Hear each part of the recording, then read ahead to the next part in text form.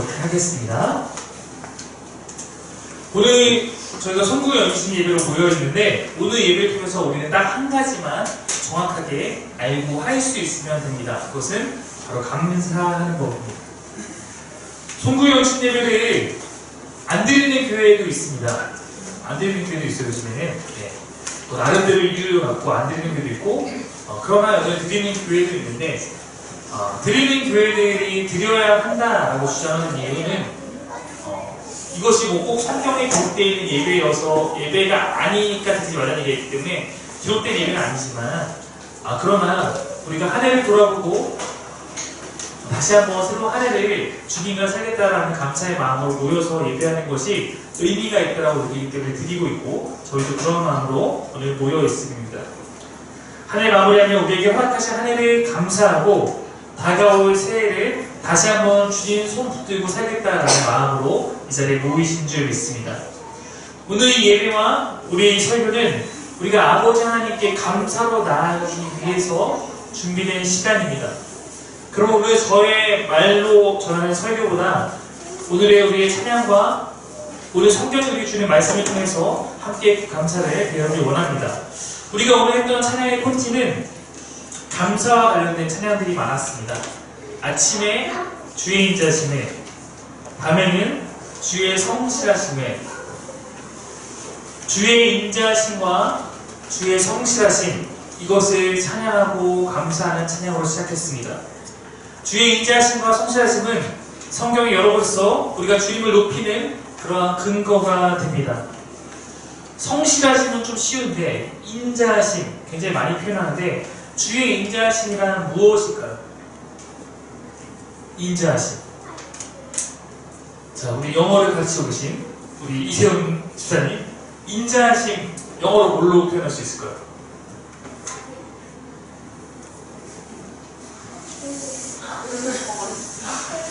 네, 지금 저희 눈을 한 번도 쳐다봤는데 인자심.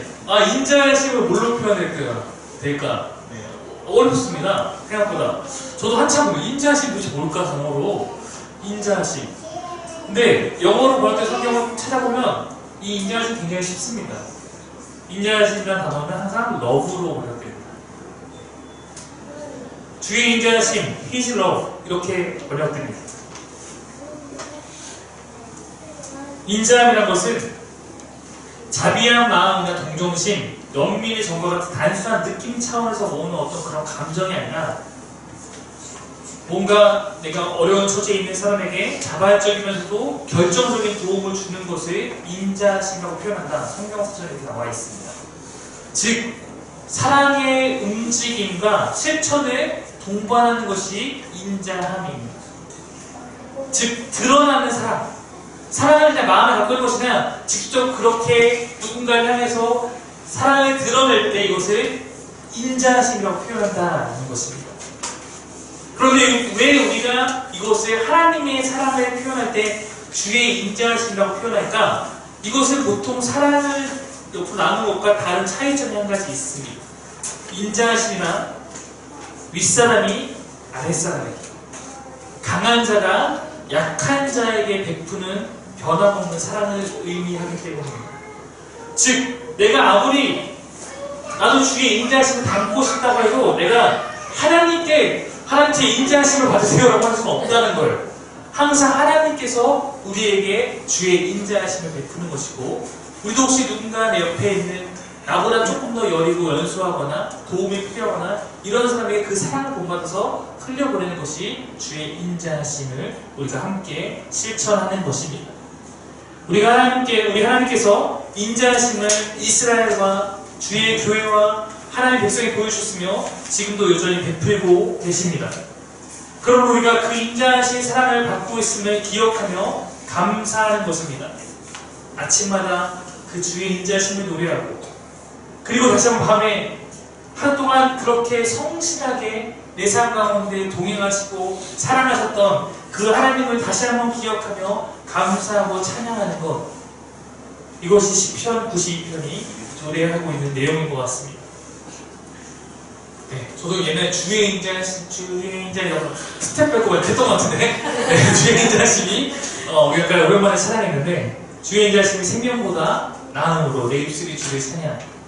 이러므로 내 평생에 주를 송축하며 주의 이름을 인하여 내 손을 들리라. 하나님의 사랑을 찬양하고 평생토록 내가 주를 높이고 주님께 감사하겠다라는 그런 고백의 찬양입니다. 하나님은 우리에게 값없이 은혜를 베푸시지만 그 은혜를 깨닫고 감사를 주님께 드리는 자를 기뻐하십니다. 하나님께서는 뭔가 대가를 바라셔서 우리에게 누군가에게 은혜 베풀고 누군가에게 은혜 안 베풀고 이러시지는 않은 모습인 것 같아요. 근데 그렇게 은혜를 받았을 때 그 은혜 가운데 어떻게 반응하는가에 대해서는 관심이 있으신 것 같습니다. 누가복음 17장에 보면은 이런 내용이 나오고 있습니다. 사실 감사라는 것은 우리가 할 수 있는 몇 가지 안 되는 표현이고 해드릴 수 있는 그런 하나인데 누가복음 17장에 보면 어떤 내용이 나오냐면 예수님께서 어떤 마을을 지나시는데 뒤에가 어떤 마을을 지나시는데 10명의 나병 환자를 만나게 됩니다.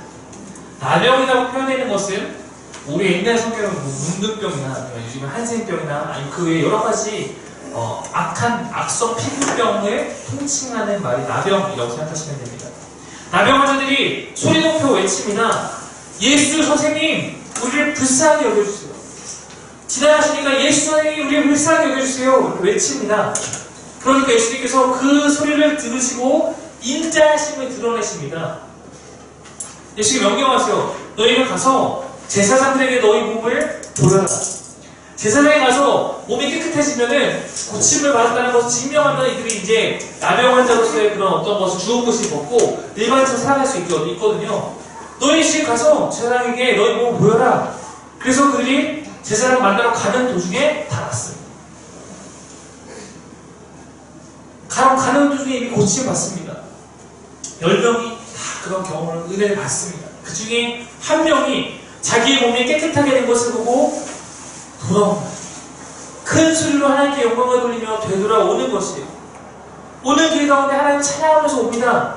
그리고 예수님 앞에 다시 와서 예수님 발 앞에 엎드려 감사를 드립니다. 예수님 감사합니다. 예수님 나를 아껴 주셔서 감사합니다. 그렇게 예수님 말씀하시는 거예요. 10사람이 깨끗해지지 않았느냐? 그런데 9사람은 어디에 있느냐? 하나님께 영광을 돌리러 되돌아온 사람은 사마리아 사람이었거든요. 이 이방 사람 한 명밖에 없습니다. 그런 다음에 그에게 말씀하셨습니다. 일어나 가거라. 내 믿음이 너를 구원하였다. 이 사람은 꼭 집어서 얘는 사마리아 사람이었다라고 말하는 보면 대부분의 사람은 하나님의 백성이라고 말하고 있는 유대 사람인 것 같아요. 하나님을 더 잘 알고 있고 하나님께 축복받아고 있는 사람들은 자기가 원하는 거 얻으니까 그냥 가버렸어요. 근데 그 중에 한 사람만 자기에게 은혜를 베푼 예수님 앞에 다시 와서 그에게 감사를 표현했다는 것입니다. 예수님께서 그 사람을 귀하게 받아주셨어요. 내 은혜를 입은 사람이 10사람이 있는데 9은 어디 갔느냐? 주님께서 모르시고 계십니다. 제 생각에는 성경에 나와 있지 않지만 그들이 몸이 고쳐지고 그동안 얼마나 힘들게 살았겠습니까? 그러니까 이 회복을 위해서 하나님께 감사하는 마음보다 아마 가족과 빨리 가서 친구들에게 알려가서 평소에 내가 못했던 것들, 하고 싶은 것들 하기 위해서 아마 달려갔던 것 같아요. 단 한 명만이 자신에게 베풀어진 은혜가 주님께로부터 왔음을 기억하고 주님께 감사할 뿐이었습니다. 나머지 사람들은 이제 자기 거 하기 위해서 바빠서 가버렸습니다. 여러분, 우리의 삶도 마찬가지입니다. 우리의 삶에 베푸신 은혜가 다양하게 있습니다. 누군가는 그것을 은혜임을 알고 누군가는 그 은혜조차 발견하지 못할 때가 있습니다. 때로는 그 은혜를 알고 있어도 그 받은 은혜를 주님께 감사하는 자가 있고 자신에게 주신 은혜를 다른 곳에서 즐기고 다른 은혜와 기뻐하는 자가 있습니다. 우리는 과연 받은 은혜가 없기 때문에 감사할 것도 없는 은혜가 없는 자일까요? 아니면 받은 받은 은혜는 있는데 감사할 줄 모르는 감사가 없는 자일까요? 중요한 것이 있다면 우리의 감사가 하나님을 기쁘시게 하는, 주님을 기쁘시게 하는 일이라는 사실입니다. 여러분, 우리가 인간사이에서도 참 그럴 때 있잖아요. 내가 뭔가 선을 베풀어 받으려고 한 건 아닌데 선을 베풀어서 뭔가 했는데 감사합니다, 고맙습니다 한마디만 하면 그 선행을 내가 계속 지속할 수 있는 만한 힘을 얻는데 뭐 해도 감사하지도 않고 한마디도 안 하고 그냥 가버리면 왠지 이렇게 하는 것처럼, 모르겠습니다. 주님 마음을 알 수 없지만 주님께서 분명히 성경을 알 수 있는 것은 우리가 받은 은혜에 대해서 주님께 감사할 때 그것을 이제 좋아하신다. 감사를 아는 자에게 주님의 은혜가 더욱 성실하게 임한다라는 것입니다. 우리가 마지막으로 찬양 날 구원하신 주 감사라는 이 찬양을 기억해 보십시오. 향기로운 봉철의 감사, 누구나 할 수 있죠. 향기로운 봉철. 이게 단순히 계절을 의미하지 않을 것입니다. 그렇죠? 내 삶의 향기롭고 봄과 같은 시간에 감사. 그러나 중요한 것은 외로운 가을날에도 감사. 응답하신 기도 감사. 누구나 할 수 있죠. 누구나 하지도 않을 때도 있고 그것조차 안 할 때 있지만, 그러나 거절하신 것도 감사. 풍랑이 없는 것이 감사한 것이 아니라 풍랑 헤쳐나온 것 감사. 아픔이 없기 때문에 감사한 것이 아니라 아픈 것 또한 기쁜 것, 절망 중에도 위로 주신 것 감사. 장미꽃처럼 활짝 핀 그런 것만 감사한 것이 아니라 거기에 있는 그런 가시로 인해서 내 삶에 혹시 여러 가지 깨달음이 주어진 사건이 있어도 가시와 같은 일에도 감사. 혹시 오늘 힘들어도 내일의 희망을 바라보며 감사. 영원토록 감사해. 이것이 이 찬양의 고백이었습니다. 우리는 과연 이 찬양의 가사를 쓴 분보다 감사한 일이 내 삶에 적기 때문에 감사하지 못하는 것일까? 혹은 내가 내 삶에 감사한 것들을 발견하고 고백하고 찬양하려는 마음을 먹지 못한 것이 아닌가? 이 시간 한번 우리가 되돌아봐야 할 것 같습니다. 시편에 보면 참 많은 시가 있습니다. 그 중에 감사에 관한 최고의 시가 136편이 아닐까 저는 생각합니다. 우리가 이제 이 시를 같이 한번 읽어볼 텐데요. 네. 주보를 한번 보시고요.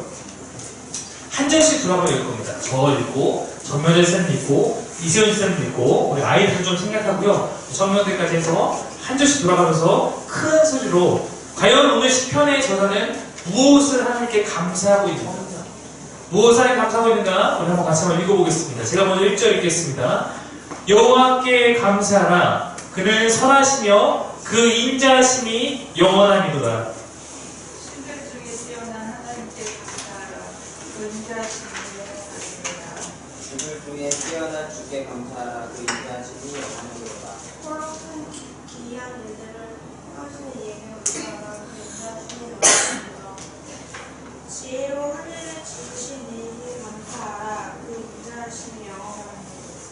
땅을 물 위에 펴신 이에게 감사하라. 그 인자하심이 영원함이로다. 큰 빛들을 지으신 이에게 감사하라. 그 인자하심이 영원함이로다. 해로 낮을 주관하게 하신 이에게 감사하라. 그 인자하심이 영원함이로다. 별빛이사님. 별과 별들로 밤을 주관하게 하신 이에게 감사하라. 그 인자하심이 영원함이로다. 애굽의 군자를 지신 이에게 감사하라. 그 인자하심이 영원함이로다. 강하신 88로 인도하신 이에게 감사하라. 그 인자하심이 영원함이로다. 이스라엘을 그들 중에서 인도하여 내신 이에게 감사하라. 그 인자하심이 영원하리로다. 13절. 홍해를 가르신 이에게 감사하라. 그 인자하심이 영원함이로다. 이스라엘을 그 가운데로 통과하게 하신 이에게 감사하라. 그 인자하심이 영원함이로다. 의문 15절. 바로와 그의 군대를 홍해 앞으로 들이신 이에게 감사하라. 그 인자하심이 영원하리로다. 그의 백성을 인도하여 광야를 통과하게 하신 이에게 감사하라. 그 인자하심이 영원함이로다. 큰 왕들을 치신 이에게 감사하라. 그 인자하심이 영원함이로다. 수비어나 왕들을 죽이신 이에게 감사하라. 그 인자하심이 영원함이로다. 아모리인의